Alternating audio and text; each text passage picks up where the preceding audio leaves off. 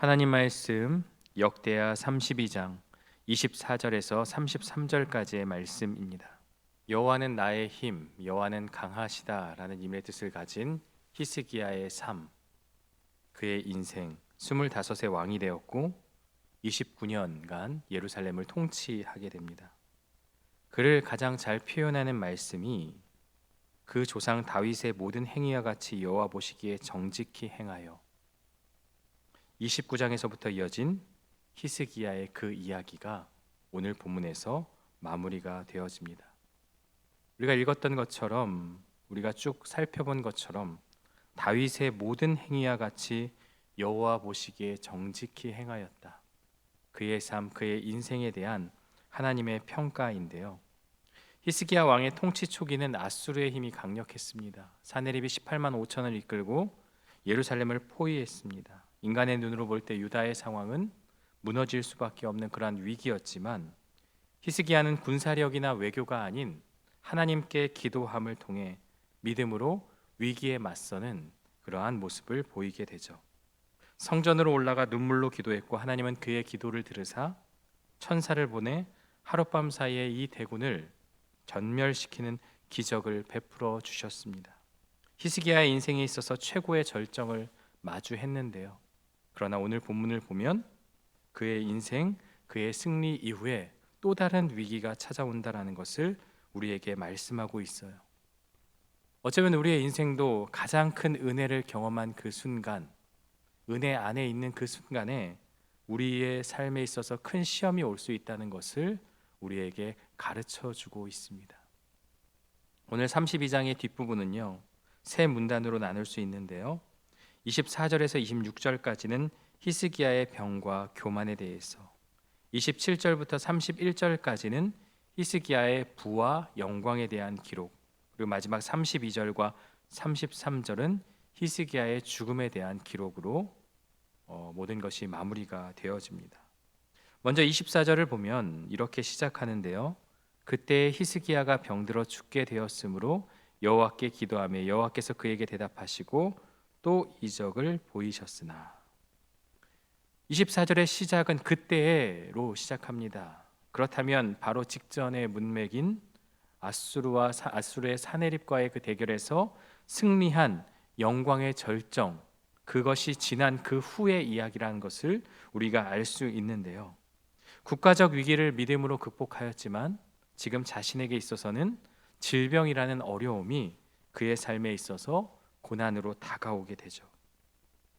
국가의 어려움 앞에서도 흔들리지 않던 그였지만 생명 앞에서는 한없이 연약한 인간이라는 것을 우리가 알게 되어집니다.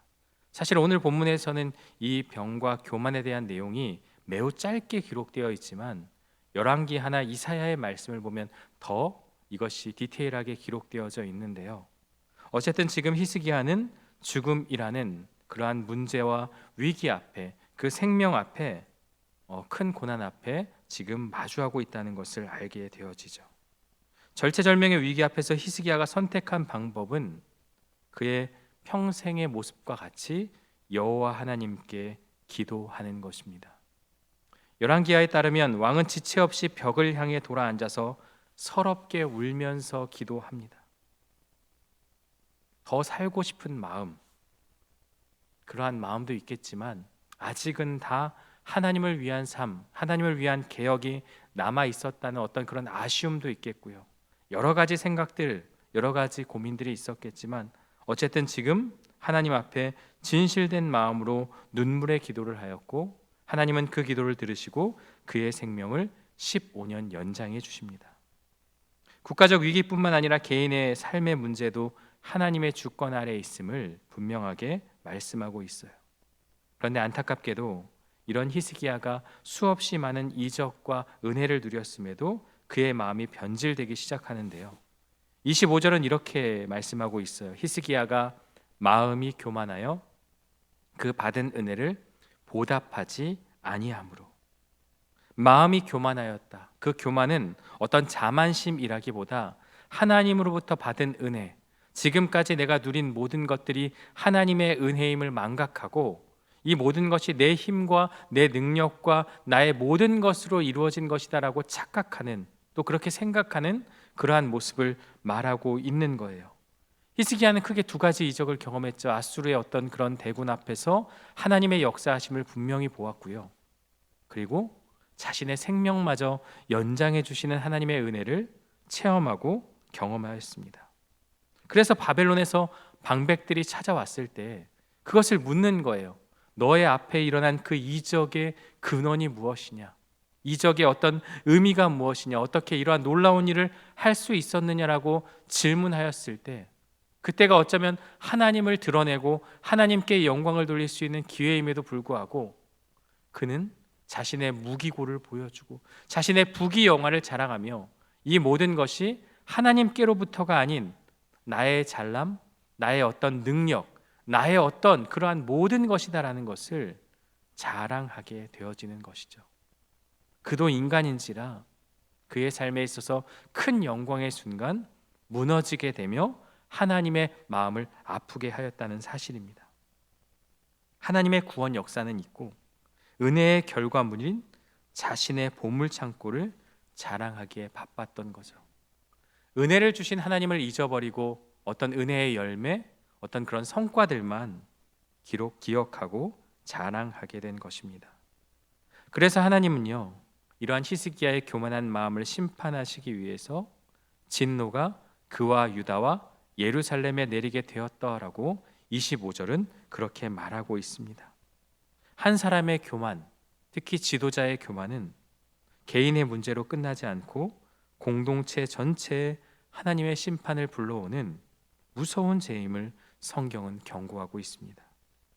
26절을 보시면 히스기야가 마음의 교만함을 뉘우치고 예루살렘 주민들도 그와 같이 하였으므로 하나님께서 하나님의 마음을 아프게 한 그 교만함, 그러나 히스기야는 하나님께 자신의 죄를 고백하고 그 교만함을 뉘우치고 회개하는 장면이 등장하게 됩니다. 진노 앞에서 인간이 취할 수 있는 방법은 무엇입니까? 바로 회개밖에 없습니다. 히스기야는 넘어졌지만 완전히 쓰러지지는 않았는데요. 선지자의 책망을 듣고 자신의 마음의 교만함을 뉘우치게 됩니다.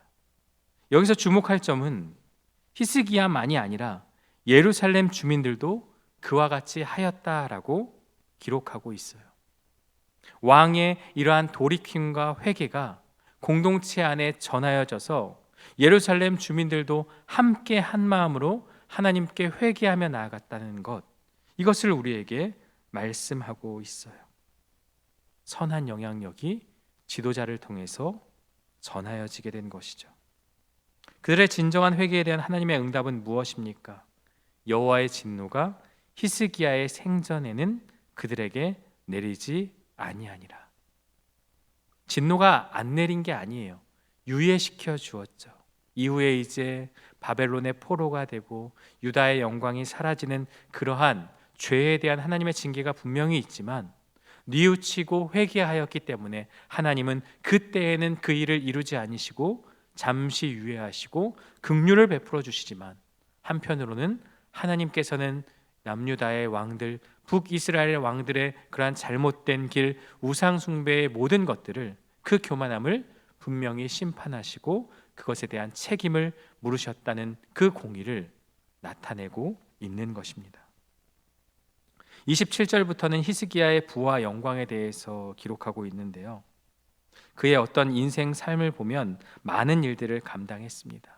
부와 영광이 가득하였고 또 많은 것들이 그의 안에 있었기 때문에 29절에 보면 하나님이 그에게 재산을 심히 많이 주셨다.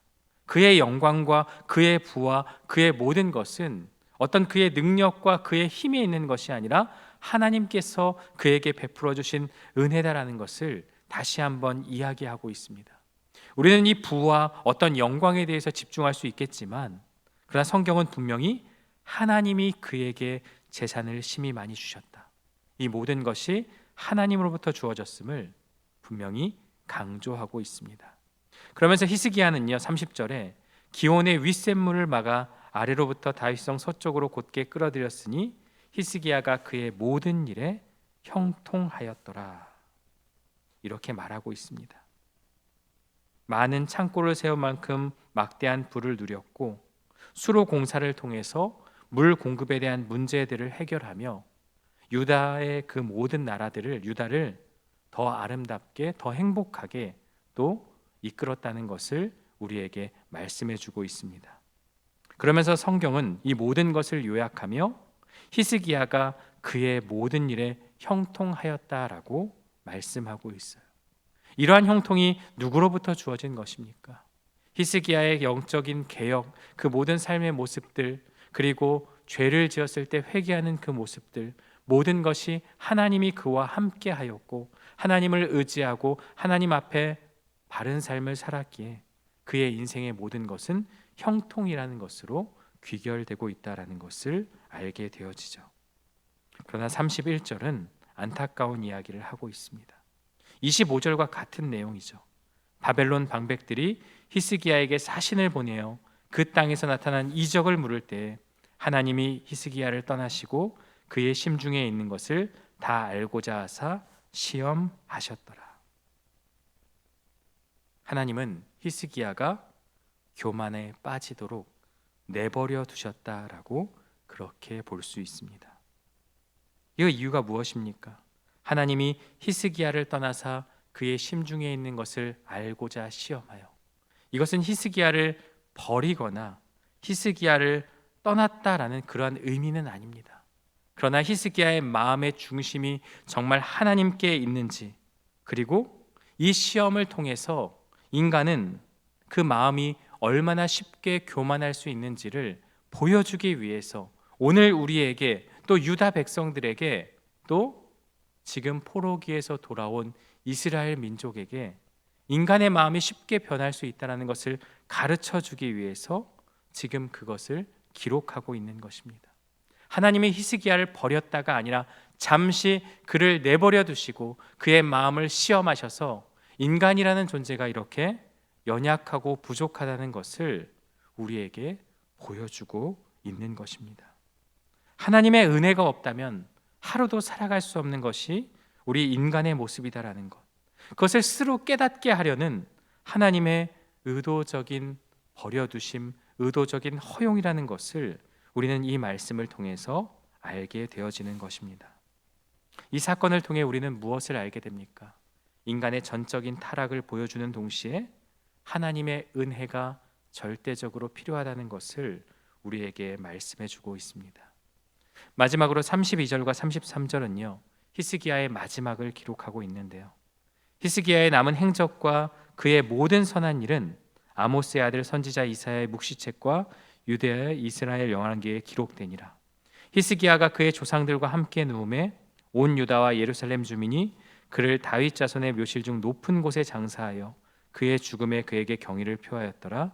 그의 아들 므낫세가 대신하여 왕이 되니라. 한 사람의 인생, 그도 실수가 있었고 교만하였지만 하나님의 평가는 그의 방향과 그의 삶의 모든 것을 아름답고 선한 왕이었음을 말하고 있습니다. 이 모든 선한 일이 역사책에 기록되었고 그가 죽었을 때 온 유다가 함께 슬퍼했다라고 그렇게 고백하고 있습니다. 비록 넘어지는 실수를 했지만 그는 하나님 마음에 합한 왕이었고 다윗 자손의 묘실 중 높은 곳에 장사되었다는 그 표현은 바로 하나님이 보시기에 합한 왕이자 또 백성들이 보기에도 선한 길을 따랐던 왕이었음을 우리에게 말씀하고 있습니다. 오늘 말씀은 우리에게 중요한 영적 원리를 가르쳐 주는데요, 첫 번째는 은혜 뒤에 교만이 찾아올 수 있다는 겁니다. 히스기야가 영광의 순간, 가장 큰 은혜의 순간을 경험했을 때 하나님은 그를 시험하시고 그의 마음 가운데 많은 것들을 생각하고 또 그의 삶에 있어서 또 평가되어질 수 있는 그러한 상황들을 하나님께서는 시험하시고 그에게 하셨습니다. 그러나 분명한 것은 그 순간에 우리는 넘어지고 쓰러질 수 있다는 거죠. 어떤 나의 인생의 성공과 기도의 응답, 하나님의 축복이 가득한 또 은혜의 순간을 경험한 그 순간이 어쩌면 우리에게 있어서 가장 큰 위기의 순간이 될 수 있다는 것을 우리에게 말씀하고 있습니다. 은혜를 주신 하나님을 잊어버리고 하나님을 떠나 교만해질 수 있는 그 순간은 우리가 어려울 때 우리의 고난의 순간이 아니라 은혜의 정점이 있는 그 순간에 인간인 우리도 교만하여질 수 있고 하나님 앞에 범죄할 수 있다는 것을 꼬집어서 이야기하고 있습니다. 은혜의 크기, 은혜의 놀라운 은혜가 교만의 크기가 되지 않도록 우리는 우리 자신을 돌아보아야 한다는 것을 오늘 우리에게 말씀하고 있습니다. 두 번째는 하나님의 우리의 마음 중심을 시험하십니다. 오늘 본문에서도 히스기야를 그렇게 내어버려 두셨던 것처럼 시험의 현장, 문제의 그 순간 앞에 하나님은 우리를 두시고 그 안에서 우리의 마음을 시험하신다라는 것이죠. 우리를 넘어뜨리기 위함이 아니라 우리의 마음에 무엇이 있는지, 믿음의 실체가 무엇인지, 사람을 의지하는지, 재물을 의지하는지, 아니면 하나님을 의지하고 있는지를 드러내게 하기 위해서 때때로 하나님은 우리를 고난의 자리에 둘 수 있다는 것을 말씀합니다. 하나님은요, 우리의 마음을 보시죠. 그 모든 것이 하나님의 선물임을 기억하며 살아가고 있는가? 아니면 그것을 내 것인 양 자랑하고 있는가? 오늘 말씀은 그것을 우리에게 질문하고 있습니다. 마지막 세 번째는요, 실패는 끝이 아니다라는 것입니다. 히스기야의 이야기가 소망을 주는 이유는 그가 실패로 인생이 끝나지 않았기 때문입니다. 비록 넘어지고 비록 그도 교만하여 하나님의 마음을 아프게 하였지만 그는 회개하며 하나님께 돌아서는 결단의 모습을 보여주었다는 사실입니다. 우리가 죄를 깨닫고 우리의 더러움을 깨달았을 때 우리의 반응은 무엇입니까? 절망에 머무르고 나는 죄인이구나라고 생각하고 자책하는 것이 아니라 히스기야의 이 모습을 기억하며 우리도 하나님 앞에 바르게 무릎 꿇고 죄를 고백하고 돌이키는 것이 필요하다는 것을 우리에게 말씀해 주고 있어요. 우리는 언제나 넘어지고 쓰러질 수밖에 없는 존재입니다. 그러나 분명한 것은 그 넘어진 자리에서 우리가 어떠한 모습으로 나아가느냐, 바로 회개의 자리, 하나님께 돌아서는 결단을 우리에게 말씀하고 있습니다. 우리의 실패는 끝이 아니라 그 자리가 하나님의 은혜를 경험할 수 있는 또 다른 시작의 자리가 될 수 있기에 날마다 우리 자신을 돌아보며 말씀 앞에 자신을 비추어 회개함을 통해 하나님의 은혜를 깊이 경험하는 저와 여러분들 되시기를 주님의 이름으로 축원합니다. 함께 기도하겠습니다. 하나님 아버지 감사합니다. 오늘 주시는 말씀을 통해서 히스기야의 마지막 그의 인생에 대한 평가를 살펴봅니다. 그도 하나님의 은혜와 하나님의 이적을 경험하였지만 교만하여져서 하나님의 마음을 아프게 한 일이 있습니다. 그러나 하나님께 회개하고 또 하나님께 돌아섰을 때 풍성한 은혜를 베풀어 주셨던 것처럼 오늘 우리의 삶 가운데서도 우리의 부패함, 우리의 더러움을 인식하게 하여 주시고 그 넘어진 그 순간에서 하나님을 붙잡고 일어설 수 있는 믿음의 결단이 우리 안에 있게 하여 주옵소서. 우리는 죄인된 모습으로 전적으로 부패하였기에 절대적으로 하나님의 은혜가 필요한 연약한 존재입니다. 날마다 하나님의 은혜를 붙잡고 매일 말씀을 묵상하며 그 말씀 앞에 자신을 비추어 하나님 앞에, 은혜 앞에 그 모든 것들을 내려놓고 회개의 결단이 우리의 삶 가운데 넘쳐날 수 있도록 인도하여 주옵소서. 예수님의 이름으로 기도드리옵나이다. 아멘.